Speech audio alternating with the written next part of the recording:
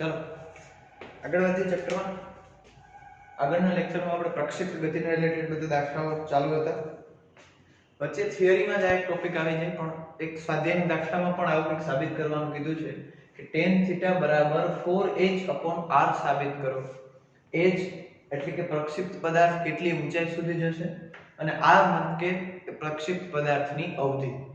તો પ્રશ્ન કંઈક આવો પૂછાય કે અવધિ અને મહત્તમ ઊંચાઈ વચ્ચેનો સંબંધ નીચેનામાંથી કયો છે? એમસીક્યુ આપેલા હોય તો આ સંબંધ છે એ સાચો સંબંધ છે, આવું આપણે સાબિત કરવાનું છે। તો અહીંયા સંબંધ કોનો કોનો છે? તો કે ઊંચાઈ અને અવધિ બંનેનો સંબંધ છે।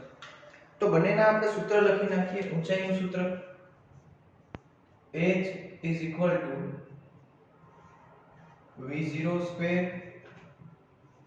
sin² θ0 / 2g આને કહી દે સમીકરણ નંબર 1। અને અવધિનું સૂત્ર છે v0² sin2θ0 / g। આ સૂત્ર હવે તમને આવડતા હશે, ઊંચાઈ અને અવધિનું સૂત્ર છે। હવે સંબંધ જે આપણે સાબિત કરવાનો છે એમસીક્યુ અથવા એમસીક્યુમાં પૂછાય તો ને આવું કંઈક હોય કે અહીંયા h ના છેદમાં r છે, તો આપણે સમીકરણ 1 અને સમીકરણ 2 બંનેનો ભાગાકાર કરીએ, મતલબ કે સમીકરણ 1 ભાગ્યા સમીકરણ નંબર 2 કરતા। ચાલો સમીકરણ 1 એટલે કે h અને નીચે સમીકરણ 2 છે એટલે કે r, અથવા તો આવું પણ લખી શકાય કે h/r કરતા ઊંચાઈ અને અવધિનો ભાગાકાર કરવાનો છે। ચાલો ઊંચાઈનું સૂત્ર લખીએ તો શું થશે? v0² sin²θ0 / 2g છેદમાં r છે એ છેદનો છેદ એટલે કે આને ઉલટું કરીને લખીએ તો કંઈક આવું થશે g ના છેદમાં v0² sin2θ0। શું કે r ને મારે અહીં નીચે લખવાનું, પણ નીચે ન લખો તો આવું કરીને લખો તો પણ ચાલે છે। g નીચે લખીએ, છેદનો છેદ અંશમાં જશે એટલે ઉપર પાછો g આવી જશે એટલે આવશે કંઈક આવું। હવે જેટલું કેન્સલ થતું હોય એટલું કેન્સલ કરીએ તો અહીંયાથી કેન્સલ થશે v0² એક g અને g।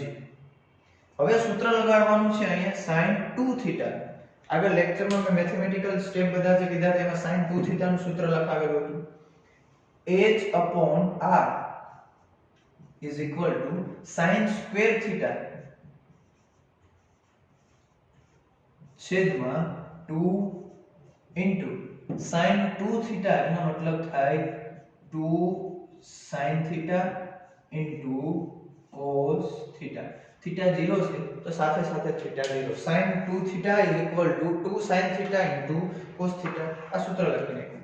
હવે કેન્સલ થશે ઉપરથી, અહીંયા sin સ્ક્વેર એટલે કે sin θ ગુણ્યા sin θ, તો એક એક sin θ કેન્સલ, તો હવે કંઈક વધશે આવું h/r is equal to h/r is equal to ઉપર શું વધ્યું? sin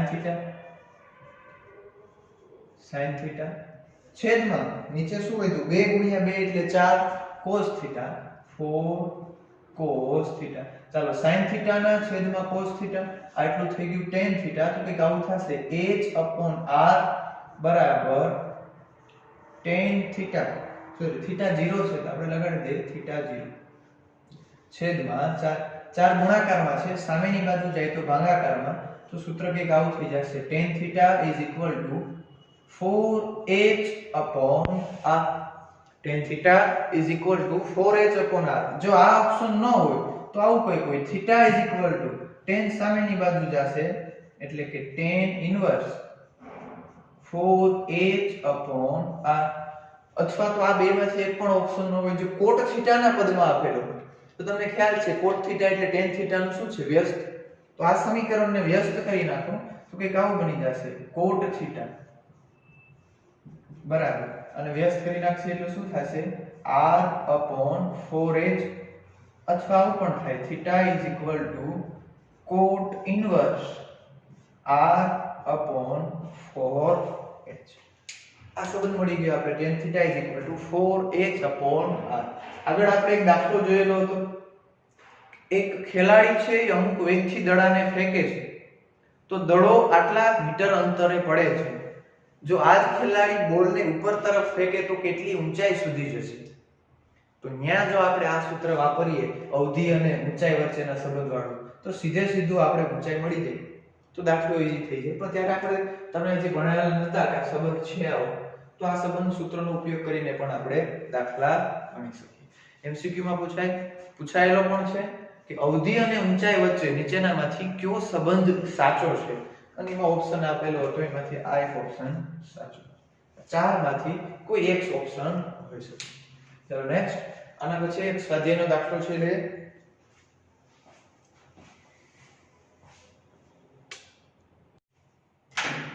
ચલો આગળ નેક્સ્ટ છે સ્વાધ્યાયનો દાખલા નંબર 30. ટેક્સ્ટ બુક સાથે હોય તો રકમ વાંચજો. સ્વાધ્યાયના 30મા દાખલા ભૂલ પડે એવો દાખલો છે, ખૂણો લેવામાં ભૂલ થાય. પૂછાયેલો દાખલો છે એક વખત નીટ. ચાલો રકમ કંઈક આવી છે, એક ફાઇટર જેટ પ્લેન 1.5 કિલોમીટરની ઊંચાઈ પર 720 કિલોમીટર પ્રતિ કલાકની ઝડપથી સમક્ષિતિજ દિશામાં ઉડી રહી છે. સમક્ષિતિજ દિશા એટલે x અક્ષ, શિરોલંબ દિશા એટલે y અક્ષ. જો તે વિમાન વિરોધી તોપની બરાબર ઉપરથી પસાર થતું હોય, મતલબ કે બોર્ડર ઉપર યુદ્ધ ચાલે, એક ટેન્ક વાળા છે અને બીજા વિમાન વાળા છે. હવે પ્લેન 1.5 કિલોમીટર જમીનથી ઊંચું 720 કિલોમીટર પ્રતિ કલાકની ઝડપથી જાય, નીચે તોપ વાળો છે, એને કેટલીની ઝડપથી અહીંયાથી તોપને ફેંકવી જોઈએ એ ઝડપ આપી દીધી છે તોપના ગોળાની 600 મીટર પ્રતિ સેકન્ડ. તોપના ગોળો જે તોપ છોડે છે ટેન્ક, એની કેપેસિટી છે 600 મીટર પ્રતિ સેકન્ડની ઝડપથી તોપ છોડવાની. તો પ્રશ્ન એવો પૂછેલો છે કે તોપનું જે નાળચું છે એ કેટલાના ખૂણે ગોઠવવું જોઈએ કે જેથી કરીને એ તોપને ગોળો જે છે પ્લેન સાથે અથડાય, પ્લેનને એટેક કરી શકે, મારી શકે. પ્રશ્ન, એક ફાઇટર જેટ પ્લેન છે, એ જમીનથી 1.5 કિલોમીટરની ઊંચાઈ ઉપર ઉડે છે. આપણે પ્લેન માટે શબ્દ લઈએ છીએ p, અને આ પ્લેનની ઝડપ vp રકમમાં આપેલી છે 720 કિલોમીટર પ્રતિ કલાક સમક્ષિતિજ દિશામાં. ચાલો જમીનથી ઊંચાઈ છે ને 1.5 કિલોમીટર. હવે અહીંયા કોઈ એક તોપ વાળો છે, એને અહીંયાથી બુલેટ છોડવાની છે, એટલે એના માટે આપણે સિમ્બોલ લઈ લઈએ છીએ b. એ અહીંયા છે. હવે એ આવી રીતે કંઈક અમુક ખૂણે તોપમાંથી આવી બુલેટ છોડે, તો આપણે ખબર છે અમુક ખૂણે ગતિ કરે તો અહીંયાથી આમ સીધી નથી થવાની, આમ પ્રક્ષિપ્ત ગતિ થવાની છે. એનો મતલબ કે જે પ્લેન છે એ આવી રીતે સમક્ષિતિજ આવે છે. આ બ્લુ માર્કર છે એ પ્લેન, અહીંયાથી તોપ છોડેલી, તો આ પ્લેન સમક્ષિતિજ દિશામાં આવી રીતે આવે, તોપ આવી રીતે. જો અહીંયા બંને એક સાથે પહોંચે, ધારો કે આ બી બિંદુ પાસે પ્લેન અને તોપનો ગોળો એક સાથે પહોંચે, તો બંને અથડાય, અન્યથા અથડાવાના છે નહીં. તો એને સમક્ષિતિજ દિશામાં બંનેએ કાપેલું અંતર કેટલું છે? જો સમક્ષિતિજ દિશામાં બંનેએ કાપેલું અંતર સરખું છે, જુદું જુદું. સમક્ષિતિજ દિશામાં તોપના ગોળાએ કેટલું અંતર કાપ્યું? અહીંયાથી આટલું. પ્લેને પણ કેટલું અંતર કાપ્યું? અહીંયાથી આટલું. મતલબ કે સમક્ષિતિજ દિશામાં 1.5 કિલોમીટરની જ ઊંચાઈ બી બિંદુ ઉપર જો ભેગા થાય તો અથડાય, બાકી અથડાવાના છે નહીં. તો પ્રશ્ન એવો પૂછેલો છે કે તો ટેન્કરનો જે ચાલક છે, ટેન્કર જે હકાવે છે, જેને પ્લેનનું નિશાન લીધું છે, એને તોપનું નાળચું શિરોલંબ દિશા સાથે કેટલું રાખવાનું છે, સમક્ષિતિજ સાથે નહીં. આપણે જે થિયરી ભણી ગયા, જેટલા સૂત્ર જોયા અત્યાર સુધી, જેટલા દાખલા જોયા, એમાં ખૂણો આપણે આની સાથે લીધો, આ સમક્ષિતિજ દિશા સાથે. આ x અક્ષ એટલે સમક્ષિતિજ દિશા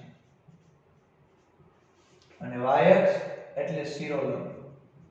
તો આપણને જે પ્રશ્ન પૂછેલો છે, શિરોલંબ સાથેનો ખૂણો થીટા કેટલો રાખવો જોઈએ કે જેથી કરીને અહીંયાથી જે ગોળ છોડેલી બુલેટ છે, જે ગોળો છે, અને આ પ્લેન બંને 1.5 કિલોમીટરની ઊંચાઈએ અથડાય. ચાલો રકમમાં જે આપેલું છે ડેટા બધી લખીએ. એક પ્લેનની ઝડપ આપેલી છે 720 કિલોમીટર પ્રતિ કલાક, અને મીટર પ્રતિ સેકન્ડમાં ફેરવશો એટલે જવાબ આવશે 200 મીટર પર સેકન્ડ. અહીંયાથી તોપમાંથી જે ગોળો છૂટે છે, બુલેટ બી, મોટી બુલેટ, ગોળો એટલે બુલેટ, ગોળો એટલે મોટી બુલેટ બી, એની ઝડપ આપેલી છે 600 મીટર પ્રતિ સેકન્ડ. અને આ જે ઊંચાઈ છે પ્લેનની ઊંચાઈ એટલે કે hp એ છે 1.5 કિલોમીટર એટલે કે 1500 મીટર, તો ખૂણો થીટા કેટલો રાખવો? ચાલો હવે અહીંયા ખૂણો આપણે રાખી દીધો, હવે એના ભાગ પાડવાના છે આપણે, એક sin થીટા અને એક cos થીટા. આગળ આપણે જેટલી પણ થિયરી ભણી ગયા, દાખલા ભણી ગયા, એમાં આ જે ઘટક છે એને આપણે કહેતા cos ઘટક અને y અક્ષ ઉપરનો જે ઘટક છે એને આપણે કહેતા sin થીટા. પણ અહીંયા એવું નહીં થાય, ખૂણાની બાજુનો ઘટક એટલે કે હવે આ ઘટક થશે VB cos થીટા અને ખૂણાની સામેનો ઘટક આ ઘટક થશે VB sin થીટા. આગળ શું ભણતા હતા? ખૂણો અહીંયા, તો ખૂણાની પાસેની બાજુને cos થીટા લખતા, એટલે અહીંયા ખૂણો હોય એટલે આ એની પાસેની બાજુ છે એટલે અહીંયા cos થીટા લખતા. હવે ખૂણો આ શિરોલંબ સાથે છે, તો આ ખૂણો આ એની પાસેની બાજુ એટલે હવે આ VB cos થીટા વેગનો ઘટક અને આ sin થીટા વેગનો ઘટક બદલી ગયું. x અક્ષ ઉપર આવી ગયો છે VB sin થીટા અને y અક્ષ ઉપર આવી ગયો છે VB cos થીટા. હવે શરત આપણે એટલી છે કે બંનેને અહીંયા B પોઈન્ટ આગળ અથડાવવાના. B પોઈન્ટ આગળ તો જ અથડાય જો બંને સમક્ષિતિજ દિશામાં એક સરખું અંતર કાપે, તો જ અથડાય.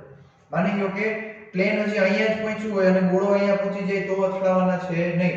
આ ગોળો જતો રહી પછી પ્લેન થાય, અથવા તો પ્લેન અહીંયા પહોંચી ગયું અને ગોળો હજી અહીંયા જ છે વચ્ચે, તો પણ પ્લેન જતું રહી પછી ગોળો પહોંચે. એવો આપણે સમય પસંદ કરવાનો છે કે બંને સમક્ષિતિજ દિશામાં કાપેલું અંતર, એક અક્ષ ઉપર કાપેલું અંતર એક સરખું હોવું જોઈએ. તો પ્લેને કાપેલું અંતર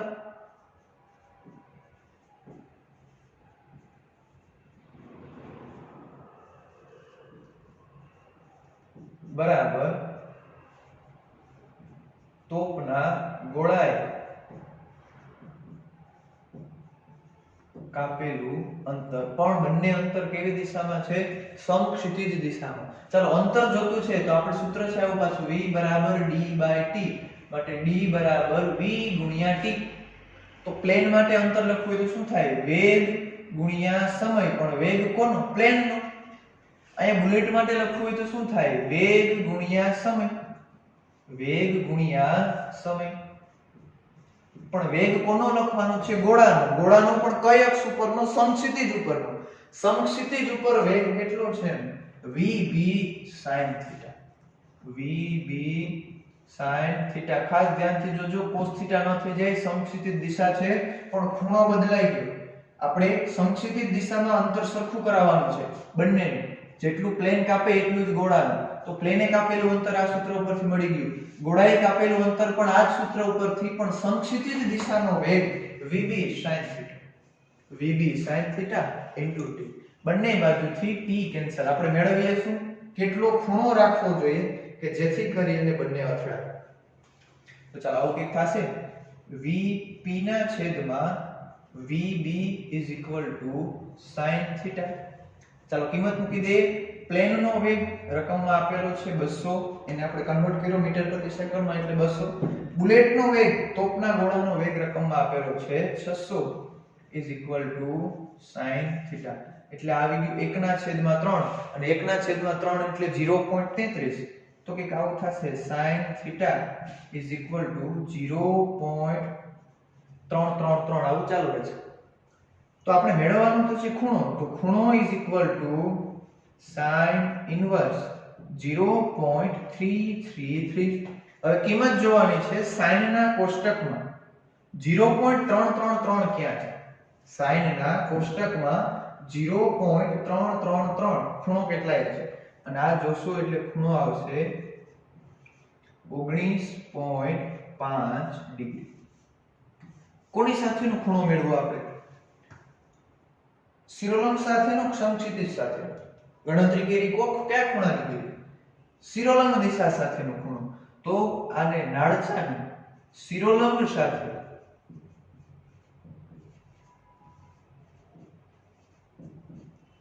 19.5 ના ખૂણે રાખવું પડે તો બંને અથડાય. જો ઢાળચાને 19.5 ના ખૂણે રાખે તો જેટલું પ્લેન અંતર કાપશે એટલો જ આ તોપનો ગોળો અંતર કાપશે જો આટલા વેગથી ફેંકેલો હોય તો 600 અને 200. ચાલો આ શિરોલંબ સાથેનો ખૂણો મેળવો. સમક્ષિતિજ સાથેનો ખૂણો જોતો હોય તો સમક્ષિતિજ સાથેનો ખૂણો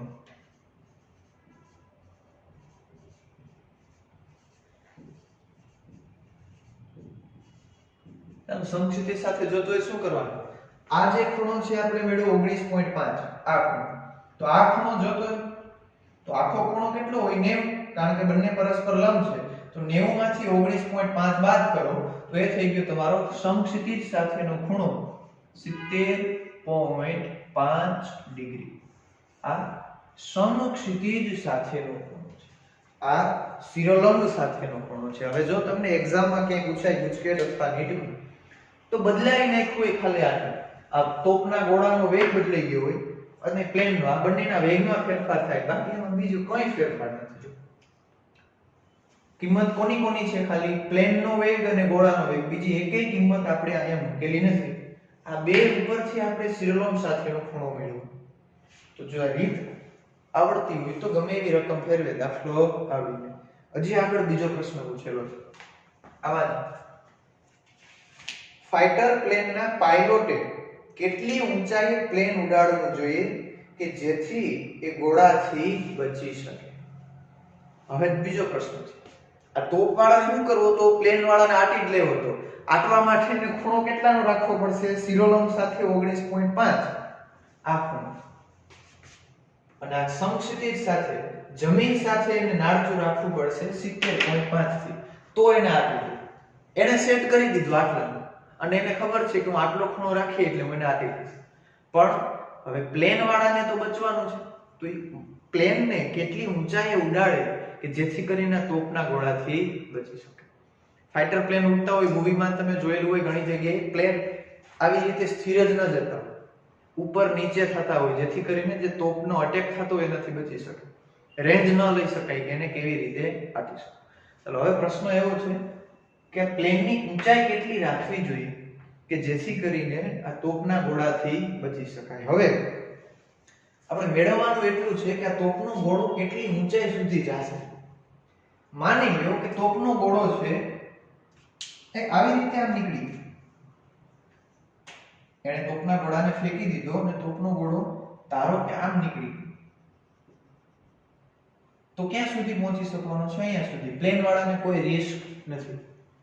માની લો તોપનો ગોળો છે એ આવી રીતે ઉપરથી જતો રહ્યો તો પણ પ્લેન વાળાને કઈ રેસ નથી. પ્લેન અહીંયાથી આમ ઉડે છે આ પ્લેન જાય તોપ વાળાએ ગોળો છોડ્યો પણ જો એ પ્લેન સુધી પહોંચી જ ન શકે 1.5 કિલોમીટરની ઊંચાઈએ જ ન જાય તો પ્લેન વાળો બચી શકે આરામથી. પ્લેન વાળાને એની ઊંચાઈમાં ફેરફાર કરવાની જરૂર નથી. જો તોપનો ગોળો પ્લેન અહીંયાથી આવે છે અને તોપનો ગોળો છોડ્યો પ્લેનની પહેલા આમ ઉપરથી આમ થઈને જતો રહ્યો તો પણ પ્લેન વાળાને કોઈ પ્રોબ્લેમ નથી. પ્લેન અહીંયાથી નીકળી ગયું અને પછી તોપનો ગોળો આમ ઉપર થઈને જતો રહ્યો તો પણ પ્લેન વાળાને કઈ પ્રોબ્લેમ નથી. એનો મતલબ એવો થયો કે આ બંને અથડાશે ક્યારે? જો તોપનો ગોળો પણ 1500 મીટરની ઊંચાઈ સુધી જ જઈ શકતો હોય તો જ અથડાશે. આપણે લીધું છે ગણતરી. આ બંને અથડાણા છે બી બિંદુએ કેટલી ઊંચાઈ છે? 1.5 કિલોમીટર. હવે જો ગોળાની ઊંચાઈ આપણે ઊંચાઈ મેળવીએ h સૂત્રમાં કિંમત મૂકીને જો 1500 કરતા ઓછી આવે તો પણ પ્લેન વાળાને કઈ ટેન્શન નહીં. 1500 કરતા વધારે આવે તો પણ પ્લેન વાળાને કઈ ટેન્શન નથી. તો આપણે મેળવીએ તોપનો ગોળો કેટલી ઊંચાઈ સુધી જશે? h બરાબર ચાલો ઊંચાઈનું સૂત્ર h બરાબર v0 square sin square theta 0 upon 2g. ચલો હવે આ ખૂણાની કિંમત કેટલી મૂકવું? 19.5 કે 70.5?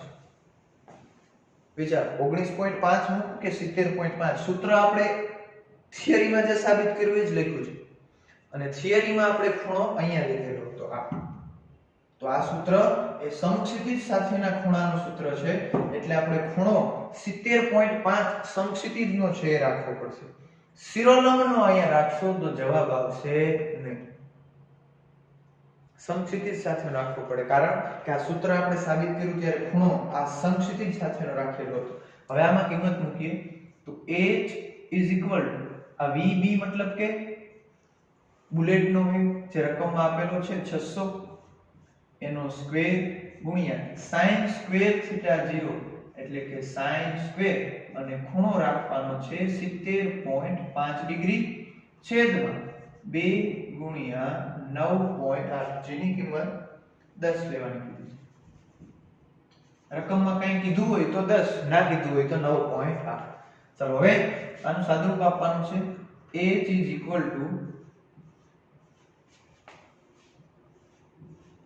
ગુણ્યા sin સ્ક્વેર 70.5 ની કિંમત, sin ની કિંમત જોવાની છે 70 ડિગ્રી અને 70.5 ડિગ્રીમાં તો એ કિંમત જોશો એટલે તમને દેખાશે 94.26 એનો વર્ગ છેદમાં 10 ગુણ્યા 2 એટલે કે 20. 600 નો વર્ગ ગુણ્યા sin ની કિંમત તમારે જોવાની છે 70.5 ડિગ્રી, એ જવાબ હશે 94.26 પણ એનો વર્ગ છે એટલે વર્ગ અને છેદમાં 20. આનું સાદુરૂપ આપશો એટલે જવાબ આવશે 16,319 મીટર. કિલોમીટરમાં લખીએ તો 16.319 કિલોમીટર. આ ઊંચાઈ મેળવી. કોની ઊંચાઈ મેળવી? તોપના ગોળા. હવે આ તોપવાળો ભાઈ 600 મીટર પ્રતિ સેકન્ડની ઝડપે શિરોલંબ સાથે આટલા ખૂણે તોપને છોડે તો એ 16 કિલોમીટર સુધી ઉપર જાય. તો પ્લેન વાળો તો ક્યાં છે? અને 1.5 કિલોમીટર જ છે.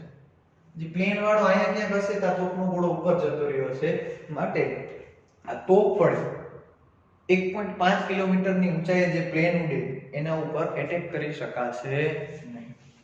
પ્લેન વાળાએ આના કરતા ઓછી ઊંચાઈએ પ્લેન રાખવું અથવા તો આના કરતા વધારે ઊંચાઈએ પ્લેન રાખવું. 16 કિલોમીટર થી નીચે હશે તો પણ તોપના ગોળા વડે નહીં અટકી શકાય. 16 કિલોમીટર કરતા વધારે હશે તો પણ તોપ વડે એટેક કરી શકાશે નહીં. તોપના ગોળા માટેની શરત સમક્ષિતિજ સાથે ખૂણો આટલો, તોપના ગોળાનો વેગ 600 તો ગોળો આટલી ઊંચાઈએ જશે. મતલબ પ્લેનને આટલી ઊંચાઈએ નથી ઉડાડવાનું, આનાથી ઉપર કે આનાથી નીચે તો બચી શકાય, બાકી બચી શકાય નહીં. તો આ ભાઈ તો 1.5 જ ઉડે છે 1500 એટલે આને આ તોપના ગોળા વડે અસર થશે નહીં. આ તો સ્વાધ્યાયનો દાખલા નંબર 30. હવે આજે આવા પ્રકારના સૂત્રના જે આપણે દાખલા છે જોઈ લીધા ઘણા બધા. ઊંચાઈ, અવધિ, કુલ ઉડ્ડયન સમય. એક સૂત્ર જે આવ્યું નથી, પ્રક્ષિપ્ત ગતિના ગતિપથનું સૂત્ર y x tan θ -1/2 gx² છેદમાં v0² cos² θ. પ્રક્ષિપ્ત ગતિ સ્ટાર્ટ કરેલું ત્યારે આ બધા સૂત્રની પહેલા આપણે સાબિત કરેલું. ત્યારે કીધું હતું કે આ સૂત્રમાંથી નીટમાં દાખલા પૂછાય. ગુજરાત બોર્ડમાં એનો એક દાખલો નથી ટેક્સ્ટ બુક. તો એકાદ દાખલો એ સૂત્ર પ્રમાણે લઈ લઈએ અને પછી નેક્સ્ટ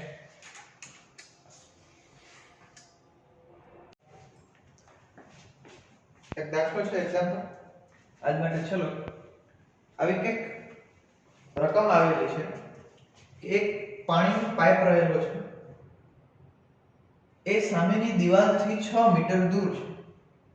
હવે આ પાઇપમાં વચ્ચે એક છિદ્ર પડેલું છે, એ છિદ્રમાંથી પાણીની પિચકારી બોલે એટલે અહીંથી પાણીની ધાર સમક્ષિતિજ સાથે 30 ના ખૂણે આ છિદ્ર માટે એક સમક્ષિતિજ અક્ષ છે. તો અહીંયાથી આ જે પાણીની ધાર છૂટે છે એક સમક્ષિતિજ સાથે અમુક ખૂણે છૂટે અને જે પાણીનો વેગ છે એ વેગ v, પાણીની ધારનો વોટરનો વેગ એ આપેલો છે. હવે આપણે ખ્યાલ છે કે આ સમક્ષિતિજ સાથે અમુક ખૂણે પાણીની ધારમાંથી જે છિદ્ર છે એમાંથી પાણી બહાર નીકળે, મતલબ પાણી છે એ પ્રક્ષિપ્ત ગતિ કરતું હશે. અહીંયાથી આમ છિદ્રમાંથી પાણી નીકળશે, એ પાણી સીધું આમ થઈ ઘણા રસ્તા પોસિબલ છે. માની લો કે આ છિદ્રમાંથી પાણી છે એ આવી રીતે પ્રક્ષિપ્ત ગતિ કરી અને અહીંયા દિવાલ સાથે અથડાય. કદાચ આવી રીતે પ્રક્ષિપ્ત ગતિ કરી અને અહીંયા દીવાલ સાથે અથડાય, ઘણા બધા રસ્તા હોઈ શકે. પણ આપણે નક્કી એ કરવાનું છે કે આ જે છિદ્ર છે એની સમક્ષિતિજ દિશા સાથેનું પ્રક્ષિપ્ત કોણ આપેલો છે 30 ડિગ્રી. પાણી જે અહીંયાથી નીકળે છે એ પાણીનો વેગ આપણને આપી દીધો છે 10 મીટર પ્રતિ સેકન્ડ. પાણીના પાઇપથી દિવાલનું અંતર આપણને આપી દીધું છે 6 મીટર. અને પ્રશ્ન પૂછ્યો છે આ પાણીની ધાર આ દિવાલ ઉપર જમીનથી કેટલી ઊંચાઈએ અથડાશે. જમીનથી કેટલી ઊંચાઈએ આ પાણીની ધાર દિવાલમાં અથડાશે. ઘણી બધી પોસિબિલિટી છે. અહીંયાથી આમ હજી ઊંચો જાય તો માની લો કે દિવાલ સાથે અથડાય પણ નહીં, અહીંયા જમીન ઉપર જ પડી જાય, અથવા તો અહીંયા ઊંચાઈ મહત્તમ ઊંચાઈ ઉપર અથડાય. ઘણા બધા રસ્તા છે, મેં બે જ દોરેલા છે. પ્રશ્ન એ છે કે કેટલી ઊંચાઈએ અથડાશે. આ ઊંચાઈ એ જ મેળવવાની છે. ચાલો હવે ખૂણો આપી દીધો છે 30 ડિગ્રી, પાણીની ધારનો વેગ આપી દીધો છે 10 મીટર પ્રતિ સેકન્ડ. તો વિચારો તો આ y અક્ષ છે અને આ x અક્ષ. તો નળી અને પાઇપ દિવાલ વચ્ચેનું અંતર છે કઈ અક્ષ ઉપર છે? x અક્ષ ઉપર.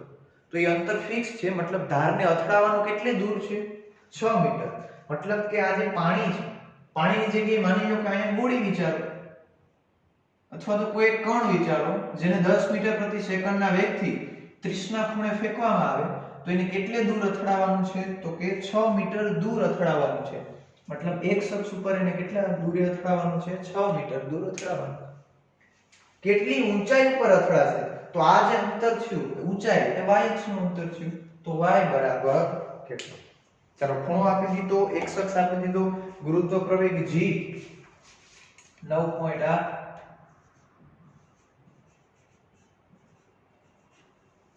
તો મેળવવાનું છે આ ઊંચાઈ કેટલી છે. તો આપણી પાસે સૂત્ર છે y x tan theta minus 1/2 gx square છેદમાં v0 square cos square theta 0. તો આ સૂત્રમાં આપણી પાસે બધી કિંમત છે, જોઈ લઈએ. x તો કે છે 6 મીટર, tan theta મતલબ ખૂણો છે 30 ડિગ્રી, ગુરુત્વ પ્રવેગ g 9.8, x છે વેગ છે ખૂણો છે. તો આમાં આપણી પાસે બધી કિંમત છે. તો y અક્ષ કેટલી ઊંચાઈ ઉપર અથડાશે આપણે કિંમત મળી જાય. આવા પ્રકારના જે દાખલા આવે એમાં આ સૂત્ર વાપરવાનું છે.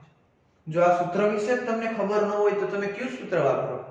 કેટલી ઊંચાઈ અથડાશે તો તમે સૂત્ર વાપરો h બરાબર v0 square sin θ upon 2g. પ્રક્ષિપ્ત પદાર્થે પ્રાપ્ત કરેલી મહત્તમ ઊંચાઈ. તો આ મહત્તમ ઊંચાઈ ક્યાં હશે એ અથડાય. આ અંતર મળે. તો આ સૂત્ર વાપરવાનું છે, ખાસ યાદ રાખો.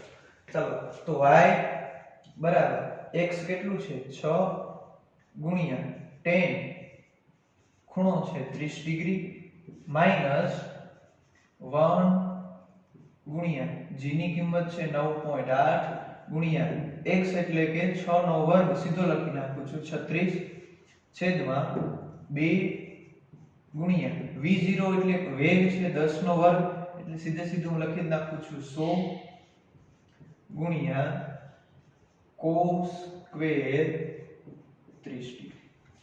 ચાલો આ સીધે સીધી અહીંયા x એટલે કે કેટલી કિંમત છે? 6 એટલે 6 નો વર્ગ લખી નાખ્યો સીધો 36. અહીંયા v0 સ્ક્વેર એટલે કે પાણીનો જે વેગ છે એ રકમમાં આપેલો છે 10.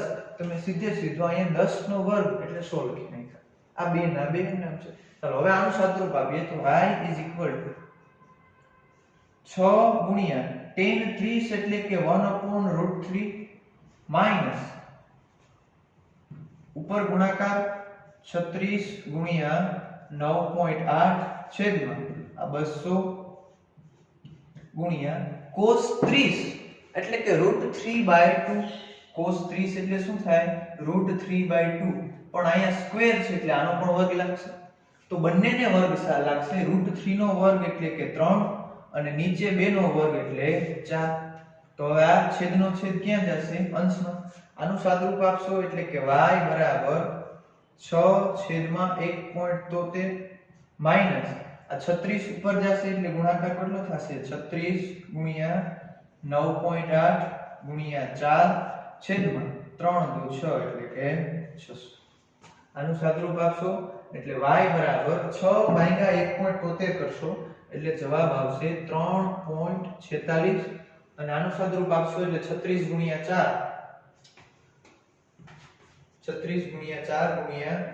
9.8 એનું સાદુરૂપ આવશે 2.4 તો જવાબ આવશે y બરાબર 3 માંથી 2 જાય એટલે 1.06 મીટર. ત્યાં સેન્ટીમીટર ન લખાઈ જાય એનું ખાસ ધ્યાન રાખવું. કેમ મીટર ભાઈ? તો કે અહીંયા વેગ કયો એકમ વાપર્યો? મીટર પ્રતિ સેકન્ડ. અહીંયા x અંતરનો પણ કયો આપણે યુનિટ વાપર્યો? 6 મીટર. તો આ જવાબ પણ આવશે શેમાં આવશે? મીટરમાં. જો ઓપ્શનમાં સેન્ટીમીટરમાં આપેલા હોય તો ગુણ્યા 100 કરી નાખો તો 106 સેન્ટીમીટર. મતલબ કે આ પાણીનો જે પ્રવાહ છે, પાણીની જે ધાર છે એ દિવાલ સાથે દિવાલને જમીનથી કેટલે ઉપર અથડાશે? 106 સેન્ટીમીટરની ઊંચાઈ ઉપર અથડાશે. ચાલો હોમવર્કમાં તમારે કરવાનો છે પાઇપ અને દિવાલ વચ્ચેનું અંતર x બરાબર 8 સેન્ટીમીટર, y ઊંચાઈ મેળવવાની છે, ખૂણો 45 ડિગ્રી અને એનો વેગ છે 15 મીટર પ્રતિ સેકન્ડ. અને g ની કિંમત 10 લઈ લેજો ગણતરી માટે સરળતા. અહીં ન દેખાતું હોય તો બોલી જાવ એક વખત. પાઇપ અને દિવાલ વચ્ચેનું અંતર 8 સેન્ટીમીટર, પ્રક્ષિપ્ત કોણ 45 ડિગ્રી, 45 નહીં 40, પ્રક્ષિપ્ત કોણ 40 ડિગ્રી, પાઇપમાંથી જે પાણીનો પ્રવાહ નીકળે છે એનો વેગ 15 મીટર પ્રતિ સેકન્ડ અને g નું મૂલ્ય લેવાનું છે 10. તો સામેની દિવાલ ઉપર પાણી કેટલી ઊંચાઈ ઉપર અથડાશે? આ તમારે હોમવર્કમાં ગણવાનું છે. ચલો આજના લેક્ચર માટે અહીંયા સુધી રાખીએ. હવે નેક્સ્ટ લેક્ચરમાં નવા ટોપિક સાથે મળશું. પ્રક્ષિપ્ત ગતિના દાખલા સોલ્વ કરજો. નીટમાં દરેક વખતે હોય જ છે. એ દાખલો ન સમજાય આજના લેક્ચરમાંથી અથવા તો આપણે સ્વાધ્યાયમાં જે ગણી ગયા એમાંથી તો મને WhatsApp કરી દેજો, હું સમજાવી દઈશ. ચલો હવે નેક્સ્ટ લેક્ચરમાં